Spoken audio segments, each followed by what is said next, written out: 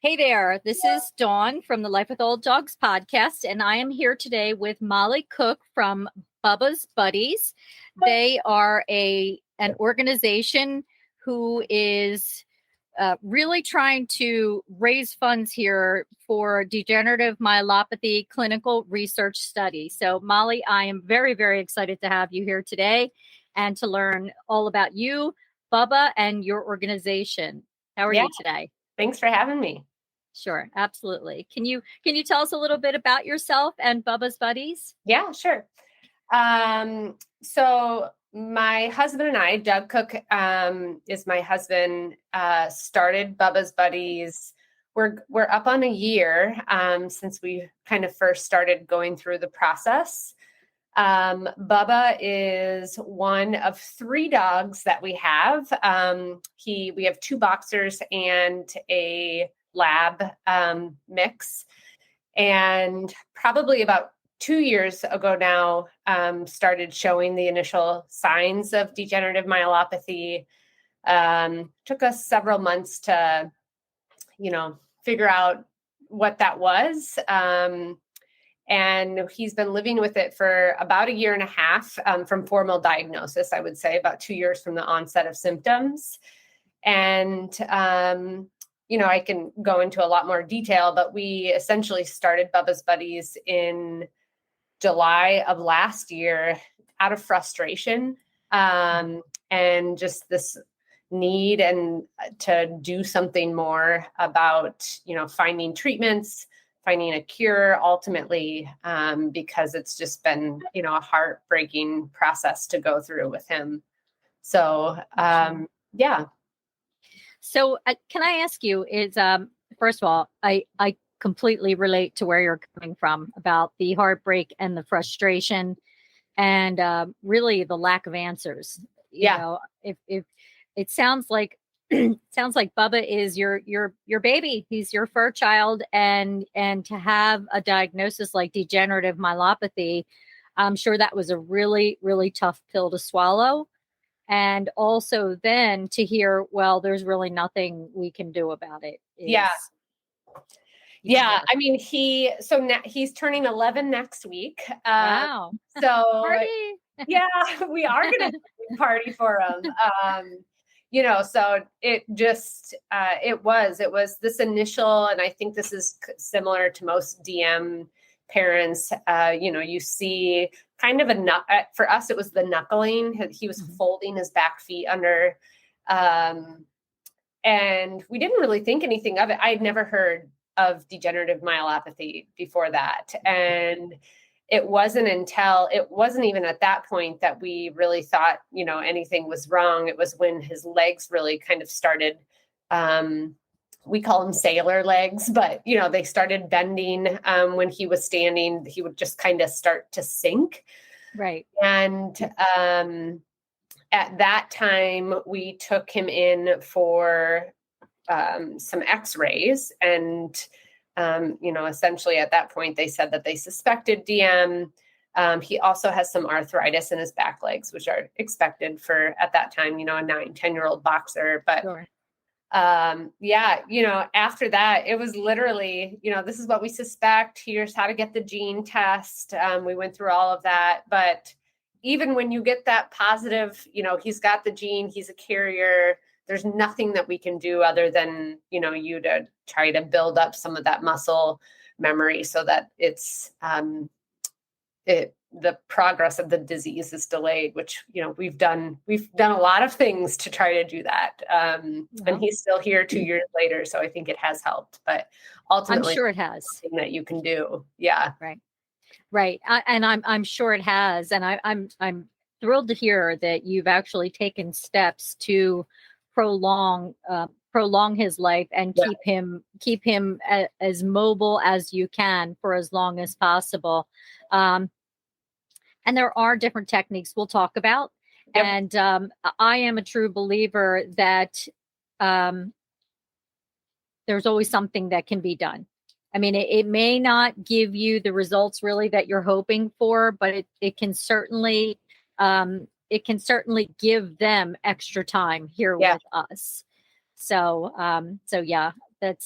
but as far as not having the cure yet and getting that diagnosis, we've had it here. Well, Woody had it, the German Shepherd that our sanctuary is named after. And then we've had 7 other residents have it. And it never gets easier. So I don't know if Buddy is your first, or Bubba. It's Bubba, right? Yep, Sorry. Bubba. That's okay. I don't know if he's your first diagnosis, but it sounds like it is. Yes. Yeah, he's our first dog, and the first one to be diagnosed. We have not yet tested his sister, who is 8 now. She'll turn 8 in a couple of weeks as well. But we do plan on doing that just to see. Obviously, even if you test positive, you're not necessarily a carrier. So more watching for symptoms than really, now we know what to look for.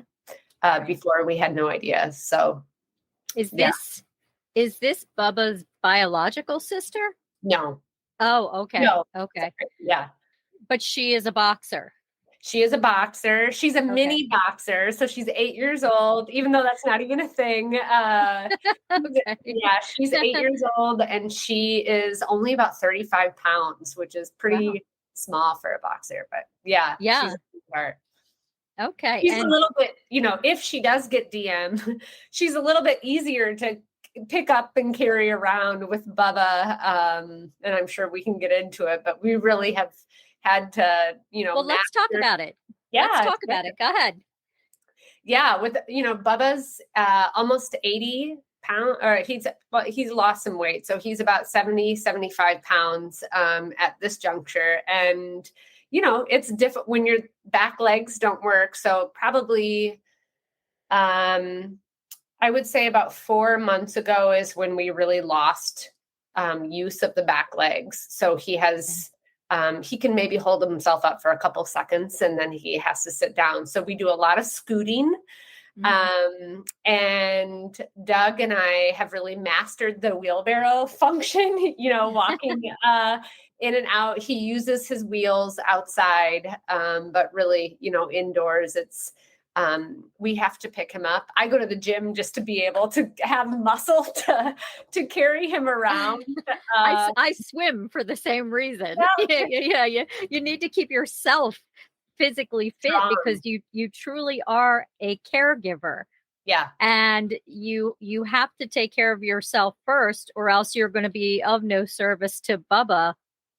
And that I'm sure is a primary concern for you right now is being able to help him the best of your ability. So yeah, you absolutely have to.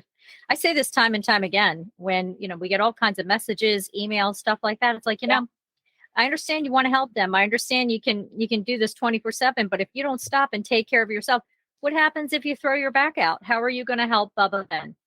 I've thought about that a lot of times, especially, you slip a disc, you pick him up wrong. Cause even if he's from the floor, you have to learn how to, not bend over and really lift from the legs, not with your back. And truly people who have larger dogs, Bernese Mountain Dogs, German Shepherds, boxers, those are large dogs that you, and I think a lot of people have to make that decision. Can I physically care for this dog? Even if they have a year and a half left, can I do that? And, everybody has to do what's best for them, but it's taxing physically, mentally. You've got to be in a good spot. Right. And it's fantastic that you have Doug to be able to help you as well. Yes. I have Mr. Woody's place here, and our oldest son lives right up the road, and we have a fantastic volunteer who lives 5 houses down the road. And trust me, there are times that, I just have to get out of here for a little bit and just go get myself a cup of coffee at the local coffee house. I will literally just sit out in the parking lot for like an hour, sipping on coffee, whatever, just to give myself a break physically and mentally, because again, it consumes your life. Yes, it really does. It consumes your life. And, but you know what? It also is, it can also be a beautiful journey too. Yeah. Because, because even though you're going to have to say goodbye in the end, I think it creates another level to the bond that you already have with your dog. And they trust you wholeheartedly. They know you're rooting for them and you're trying to do everything that you can for them. They're grateful. I mean, I feel they are. I can see it in their faces that they're grateful. Yeah, 100%. Actually, Doug and I just had that conversation. We, before kind of DM started with Bubba, we would travel a lot and the dogs would go and stay with other people, or, we'd have people come and stay with our house. And quite frankly, we haven't gone anywhere. Or if we do, Doug travels a lot for his job. So he'll go and then I'll go and we have to kind of take turns. But, just last weekend or the weekend before, we went on a camping trip and took Bubba, and he loves to go new places. He'll go and explore in the woods, or he was swimming with his wheels on the other day. And you can see that he still has such great joy. And it's like, I will take not traveling for a year and a half and kind of putting some things on hold for him to have some of those moments. It's totally worth it. Yes. I think many dog parents, DM dog parents will say the same thing. That they know that, of course, yes, like you said, some parts of their lives are being put on hold, but in the end, it is well worth it to give them that joy and comfort in their final few years. So that's great. I think the hardest thing about DM for me, I've had a lot of dogs in my life, grown up with dogs, and have had to go through this process of, letting them go. The hardest thing, the difference for me with DM, at least in the stages that we've experienced so far, is previous dogs, have had cancer or have had some other diseases where you can see that they are hurting, and see kind of the discomfort and with DM, they're not hurting. They're still mentally very much there. They want to, with Bubba, Doug and I were actually just out in the yard and Bubba was in the living room and he had scooted himself all the way out to the fence. Cause he's like, I want to be out here with you guys. So it's like, it's this really weird dynamic of physically, they're struggling, but mentally they're so there. So you have to figure out how to just continue to allow them to like thrive mentally and be stimulated mentally, because that's how they're getting their joy. Right. No, I hear you. It's like you just said, cognitively, they're 100% and their body's basically crapping out on them and holding them hostage. Yep. And it is cruel and heinous. It is a cruel and heinous disease. Yes. It really is, because some of them go through the stages a little bit quicker than others, but now you're saying you've had Buddy was officially diagnosed about 2 years ago. Is that what you were saying? About 2 years ago. Yeah. Yeah. I have to say that is fantastic. That really is. And this is coming from someone who's had 8 DM dogs in my care. That is fantastic. And kudos to you and Doug and to Bubba for just having that will and that drive. I'm not going down that easily. No, I love it. He is one stubborn dude, let me tell you. Yeah. Well, you know what? Maybe that's what it takes. Who knows? Yeah. Maybe Bubba knows something we don't. No doubt. So, okay. So you received the diagnosis. Now you're with Bubba and you are on the DM journey with Bubba. Yep. And I heard what you said. You and Doug expressed a lot of frustration over no diagnosis and pretty much lack of research. I mean, when I first had my experience with DM, it was with Woody, and I was completely green. I had no idea what DM was. The vets didn't even know really what it was to begin with. And then I started looking things up online. And of course, this was back in 2007. The internet wasn't it's not it's not the same, it was kind of lacking back then. But Dr. Clemens from Florida kept coming up. Now I think he's deceased now, but he was the only professional that I could find who did any research at any university whatsoever. So again, and what he had discovered is pretty true and accurate, even to today. Like, they really haven't, I don't think, made too much progress from his original studies and findings. So with Bubba's Buddies, this is what you're trying to help with. You're trying to help raise funds for other veterinary hospitals and universities to provide us with further studies. Yeah. And hopefully we can find a cure. A deeper understanding, I think, just like, you described with Woody, with us, it was, here's the first doctor that we went to, it was, here's the diagnosis. Sorry, not too much.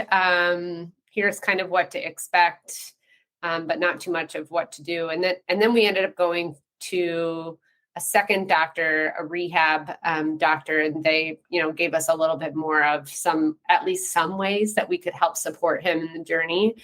But yeah, I mean, the whole point of Bubba's Buddies coming together and this initial clinical research trial that we're trying to support is to, have a deeper understanding of DM, what works, what doesn't, in terms of treatment or even therapeutic, rehab.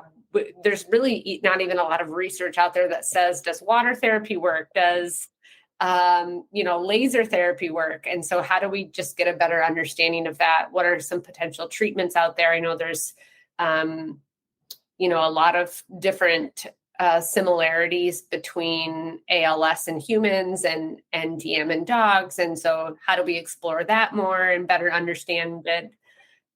So yeah, I mean, this isn't the only study that we intend to support, but this is the first one that we're partnering with since we've launched. And what is the name of the study? Is it Project DM? Is that it? Yeah. So Project DM is, that's the name of the consortium of those 4 universities. So it's Mizzou out of Missouri, the University of Missouri. It's North Carolina Veterinary Hospital, North Carolina State, Tufts University, and the Ohio State University. So those 4 universities have essentially created this collaboration or consortium. So a lot of the times what you'll see, this is very unique. A lot of the times you'll see one university off doing their study, somebody else is doing something completely different, or maybe the same, but they're just not talking to each other, or sharing results. And so we're really working in silos. These 4 have come together and said, hey, we're going to all work on the same research aim and share data so that we can learn from each other and shift and grow, which has been done in breast cancer studies, but never, ever. This is the first, first of this type of, it's called the platform trial. This is the first platform trial that's ever been done in animals. So a really exciting opportunity for us to be a part of that. Yeah. I mean, it sounds like it. And the best part is our beloved fur friends will benefit from it. 100%. I mean, even if it's not finding a cure right away, at least it will be one step closer to ridding the breeds that are prone to it from this disease. Now, I know, of course, it could be bred out of each breed that's prone to it, but unfortunately that's not going to happen anytime soon. Right. Because for whatever the reason, a breeder doesn't care, a backyard breeder doesn't care, a person doesn't know, whatever. There's always some reason. Yep. But to be able to actually have people, knowledgeable, credible people on the other end fighting for our fur friends to, okay, now you got this. Now here's what we can do to help you and prolong your life even more with this disease until we find a cure. Yeah. So that's huge. That's huge. And I'll tell you, I mean, I'm thrilled that that this is actually taking place, and I'm happy that you and Doug felt the need to do something about this. Think about how many people have a dog with degenerative myelopathy, regardless of the breed, and they have no clue and no resources, and they just take that diagnosis that they get, and then they are on this emotional roller coaster ride watching their dog, you know, check out really and have nowhere to turn because they don't know. So I'm thrilled that this is taking place and we'll have more information. Yeah, we're you know, I think initially we, like I said, this was really built out of frustration and a desire to want to do something about it. I think Doug and I don't think either of us are the type to like sit back and you know, just accept it, which is good just in terms of both of our personalities. So it's been, you know, it's been, I don't know about a fun journey. Obviously, we wish that we didn't have to start a nonprofit like this, but it's definitely been inspiring in terms of connecting with the community. There's so many people out there that have had dogs with DM that want to be a part of this. So that's been really uplifting, I would say. Absolutely, absolutely. And just a little side note here, most people who start an organization start for some reason similar to what you're saying. They didn't they weren't accepting what was already happened, and they decided to put their money where their mouth was. And do something about it, not only for themselves, but for the greater good. I hear this time and time again. And honestly, that's how Woody's Place got started too. Like I just was kind of big back then on, I wish somebody would do something. I wish somebody would do something. And then I realized, wait, I'm someone. Yeah. You know, I need to do something, right? I don't have to keep waiting for that to happen. I can do it myself. Yeah, I can do it myself, and I can help a bunch of other people in the process. So, and the thing is, you know, you don't always have all the answers or really know, you know, the exact direction that you're going, but the fact is you started, things are in motion, and it sounds like you're on a great path, and I'm thrilled to see what's gonna come of this. I have notes here. I keep looking at this right here, and I'm like, ooh, I love what I'm seeing right here. I do. Absolutely phenomenal. So you're having a fundraising drive right now to raise funds for these studies. Can you tell us about that? Yeah. So essentially the study is hopefully our goal is to have it started sometime in the fall, early winter. Okay. The study is already being financially supported in part by the American Kennel Club or AKC. Okay. And the 4 universities are all putting, you know, obviously some of their own resources into it. What is holding it back at this point is, as you know, DM is a lot of the times diagnosed only by elimination of other diseases. They can do the genetic screening, but that doesn't necessarily mean that it's actually DM. And so in order for the dogs to be enrolled, so all 4 of the universities will be enrolling dogs into the study.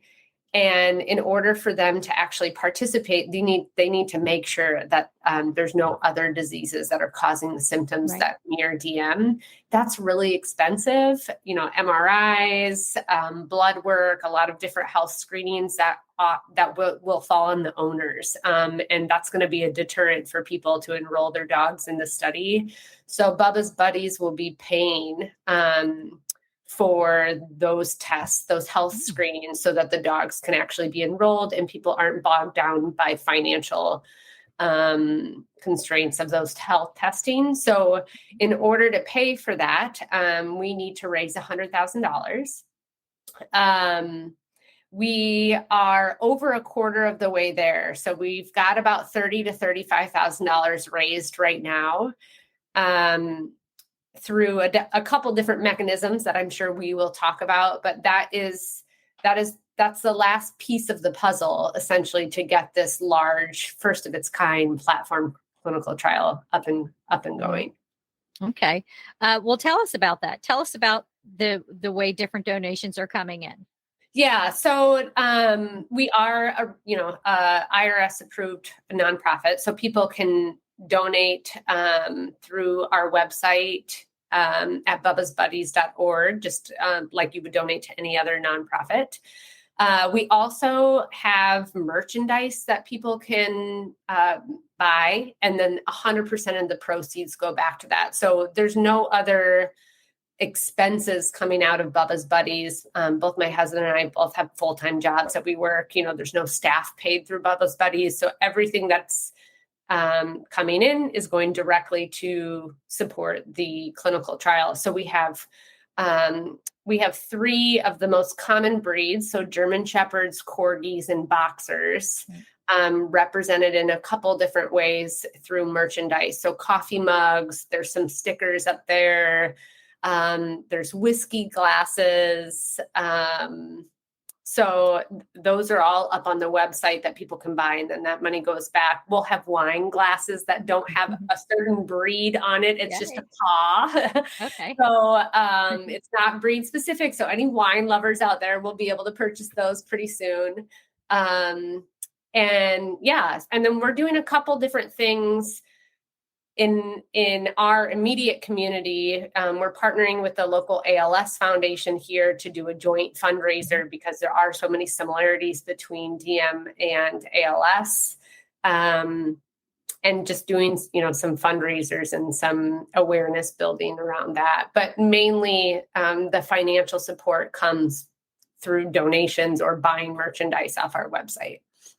Awesome. Okay. Well, I'll be sure to put your information in the show notes for the podcast. Okay. That way, when people go on their whatever Apple podcast, they'll be able to see. It'll be a clickable link that somebody can actually click right on that link. And we will also be sharing this on our social media pages, and we will be sure to include that information. This way, people can go and make a donation to this absolutely worthy cause. It truly is. You guys are my heroes. You really are, because, oh, wow. I mean, I love doing Woody Slice. I do. It's my heart and soul, and it is a labor of love. And we never turn away DM dogs. We took Prince. He's right here, laying right by my desk right here. And we knew he had DM. They told us that he had DM, but we'll never turn our back on a DM dog just because they have DM. It's okay. We'll get through it together toward the end, and make the best of it while we can. But it's not easy. It's not easy. Well, and I think for you, it's the expectation. You have the expectations laid out. People who like us, who I had never even heard of it before. They told us that. And still, it took me like a while to do some research to really understand how big the DM community is, unfortunately, Right. How many people have experienced that. But yeah. But how great is it going to be that because of this project DM, these universities, and Bubba's Buddies and the AKC, how great is it that then people will be able to research and find better information? Yeah. I mean, that's it. We have to move forward, but it takes money to move forward. Yeah. I think any direction, right? Because right now we're just at a standstill, and there's for a long time. Yeah. It's like, here's a couple things that you could shot in the dark that could maybe help. Nothing that we know for sure. And that's just so frustrating. Right. So let me ask you, Molly, how are some of the ways that you have helped Bubba on his journey? What have you done to help him stay mobile and just feeling mentally stimulated and good about life? Yeah. So at the beginning, when the diagnosis first came, we did water therapy a lot. So at the time we were living in Iowa, and we found kind of an underwater treadmill that Bubba could do. that seemed to help. We did that, I would say, about for 6 or 7 months. And then we ended up moving to Florida in the midst of that because of my husband's job. And so we started going to the beach and doing water therapy. Yeah. And it was, you don't need an underwater treadmill to do that. Just kind of wading in the water really helps. So we also did a chiropractic care just because he was falling a lot. Mm-hmm. And I think to help the rest of him stay in alignment as his legs were weakening right now. And then, as his legs got weaker, it was just as many walks as we could take in the wheelchair because it's all about muscle memory, right. Trying to keep his muscles as strong as we can for as long as we can before they before he lost the use of his back legs. Now, I would say it's more about keeping him mentally stimulated. Mm-hmm. We have chickens in the backyard that he is obsessed with. So he will run in his wheelchair out to the chickens and terrorize them. And I feel bad for the chickens, but it's what's keeping Bubba going. So sorry. Yeah. We have chickens too, chickens and goats. So I understand. And we've had a couple in the wheel carts that get so excited they actually flip themselves because they're so excited. Bubba just flipped over for like the 5th time last weekend because he was trying to get around the coop. And he also loves to try to catch lizards out here, the little geckos that run around. Oh. They look like a turtle on their back when they flip, don't they? They do. They do. We actually had some people over and they were like, oh no. I'm like, no, it's all right. He's all right. He's good. Yeah. In those wheels. Yes. That's awesome. Yeah. So chickens and lizards are his like day-to-day mental stimulation. And I was saying before, I think going to new places, we went camping and he was swimming in the water and he was going out on the swim docks and, and he just loves it. So trying to keep him mentally stimulated at this point is our priority. Yeah. Even as things progress, there's little techniques we use here to keep them mentally stimulated on their beds. We play games with them. We'll even toss balls to them and, they can actually still kind of use their front end for the most and they can jump up with their front end and catch the ball. Or we put, we'll get like 3 solo cups and we'll put treats under one of them and kind of shift them around like the magic trick and let the dogs figure out. We have puzzle mats, licking mats. I mean, there's definitely things that you can still do even after that, where they, start to just become tired and want to lay on their bed a lot more. There's still things you can do to help keep them mentally stimulated and smiling. I like the magic trick idea. That's great. Yeah. I don't know. Maybe that would be up Bubba's alley. We have some dogs who kind of just didn't know and would knock the cups over. Jared was our model DM resident here. I mean, he, as you know, like it could take a little time for them to get adjusted to the cart. Yep. They're not sure what is this contraption around me. They're not, sure of their surroundings. They're bumping into things or whatever. Jared, we put him in we like walking pets, wheel cart. That's what we use. Put him in this wheel cart in the backyard and boom, he was just off zooming all over the sanctuary like it had been a part of his life the whole time.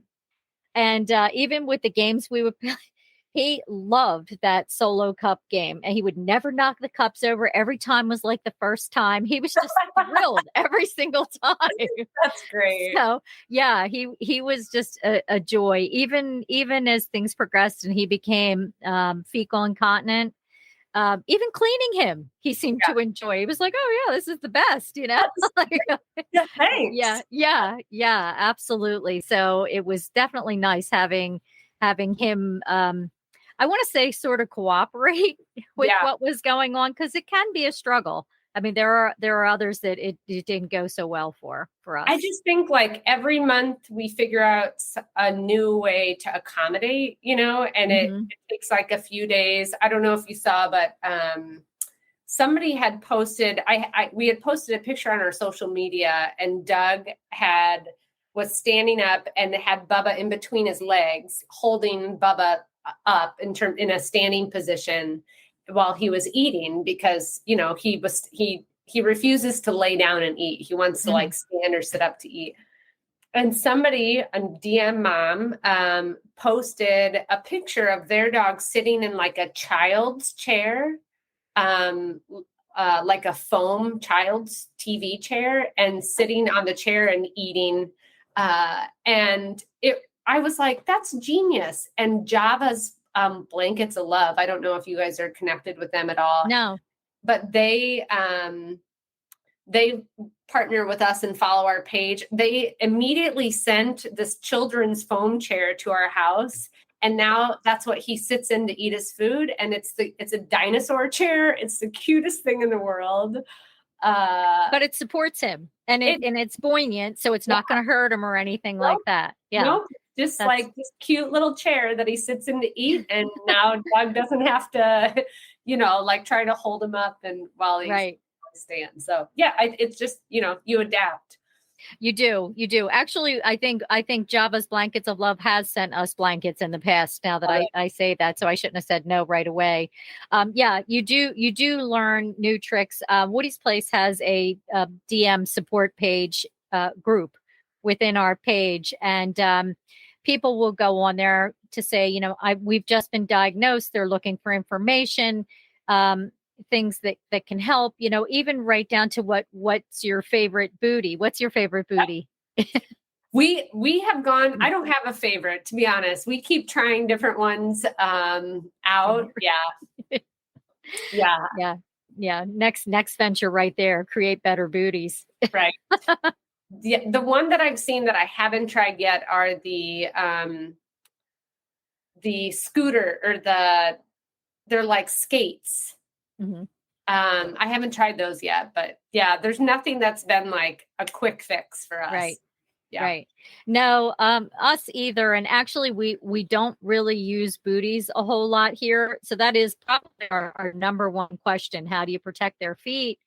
We don't really have to because we're in the Poconos. It's very rural. It's very lush. It's very green. These dogs rarely ever see any blacktop or concrete. Yeah. So when we're out here on the sanctuary grounds, even if their legs or their feet are knuckled under, it's on the soft grass. It doesn't affect them really in any way. But if we were in a different situation, like in a suburban area, whatever, I'd be designing something myself because I haven't found anything yet. Yeah, even our driveway or when we would go on walks, he tends to drag the left leg more than the right. And their nails just file down really quickly and start to bleed. Yep. So, but yeah, we have we are on an acre and a lot of it's grass. So a lot of Isn't that nice that you have the ability to do that? I wish everyone had the ability to do that who had a DM dog. And even if you are in a suburban or urban setting, if you do have a yard, use that. If not, try to go to a park or a dog park or whatever, and let them just hang out on the grass. Let them be dogs. Let them, do their little sniffaries, lay, roll around, whatever it is that they can do. Just let them do it, but definitely on the grass because that's the number one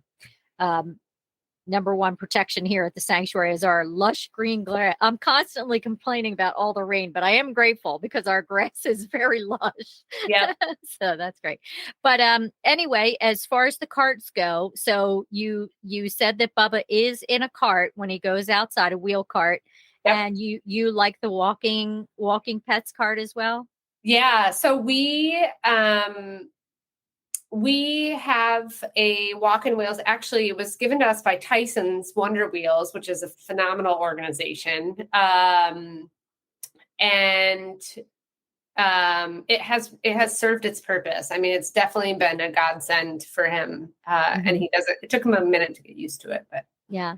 But once he got it, was it like a light bulb went off in his head and away he went? Yeah. Now, like I said, he's running so fast, he's flipping over, and banking on trees. So now he doesn't mind it. Do you ever, I think on Instagram, it's a page called Wobbly Hannah to the Rescue. I've never heard of that. So she has, oh gosh, it's cerebral. I can't think of it right now off the top of my head. Basically it's wobbly dog syndrome.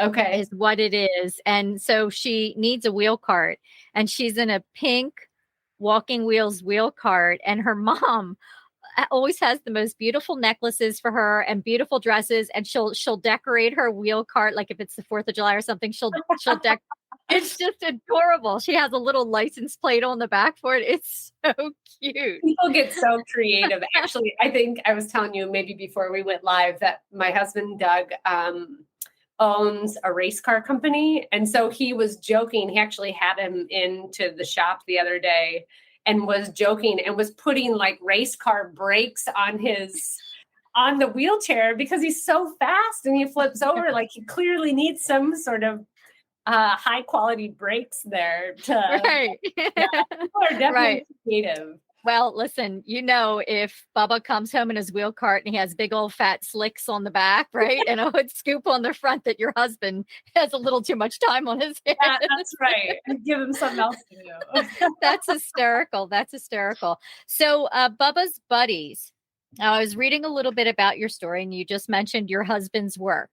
Yeah. So, Bubba's Buddies, the buddies are his friends at work. Is that correct? He has doggy friends at your husband's work? He has, we have lots of boxer crew. So, they've got a shop and almost all the dogs there are boxers. So that's how it started. But it's also, all the DM dogs that are part of this community that we consider Bubba's Buddies. Right. And just everybody who's in support of what we're trying to do is kind of where that came from. But yeah, I think he's got a lot of shop buddies already for sure. Do any of them have DM or showing signs of DM? Not as of yet, but now everybody knows what to look for.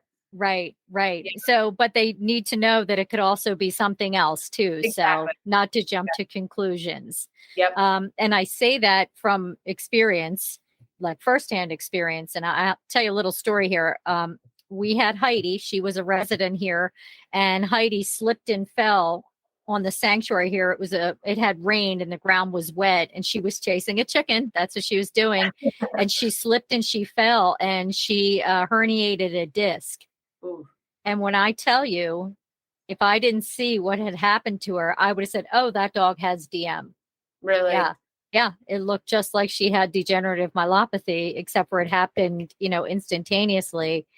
And she never really did get better, but it did. So my point to all this is yes, you have to not assume.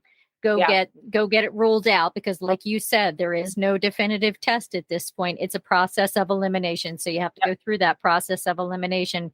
And then they'll say when they can't find anything else, that's when you'll get your diagnosis of DM, unfortunately. So absolutely. Yeah. All right. Molly, is there anything else you would like to add? I don't think so. I mentioned that we were on social media.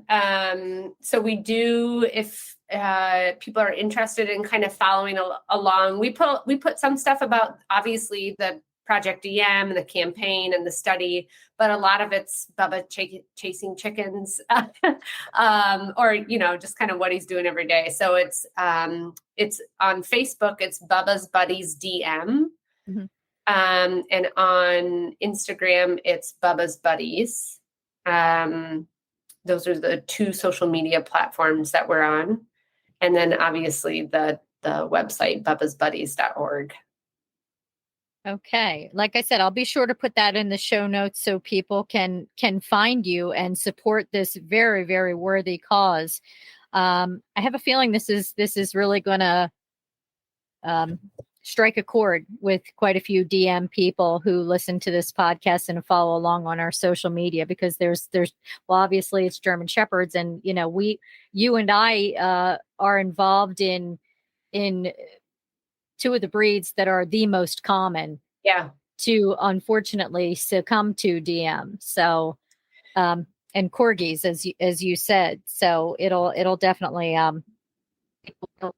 and be interested in following along with your journey and hopefully wanting to support your cause. So, yeah, I mean, I think those of us who have gone through this even a little bit, it helps, whether it's a, $10 donation or a coffee mug. I think if everybody that had a dog with DM helped in one way or another, we'd have 5 studies funded, just Right. because it's so widespread. So I think it's just getting the word out there and It is. It's getting the word out.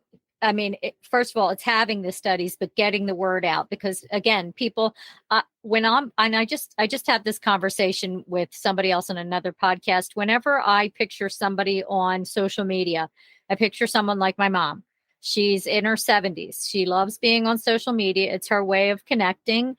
She loves sharing pictures, looking at pictures and whatnot, but she's really not very, knowledgeable about being able to find information that she may want to find. Yeah. It's kind of like whatever's there is what she may look at, but doesn't really know how to go about digging deeper You're right. to find. So it really is just plastering that stuff everywhere. So people like my mom can find this information because they love their dogs. My mom loves her dog. And there's lots of people like my mom who absolutely love their dog and wants answers and wants resources and wants to know about these studies to support. So, and hopefully that's what we're going to do. Yeah, no, and I appreciate you giving us, the platform to help spread the word. So absolutely. And I'm going to try to do a little bit more than that, but we'll talk about that later. So, all right. So, if that's it, then I think we're going to say see you later for now, and we will get this information out, and hopefully you get a lot of support from this. I really do. Perfect. Thank you so much, Dawn. Thank you.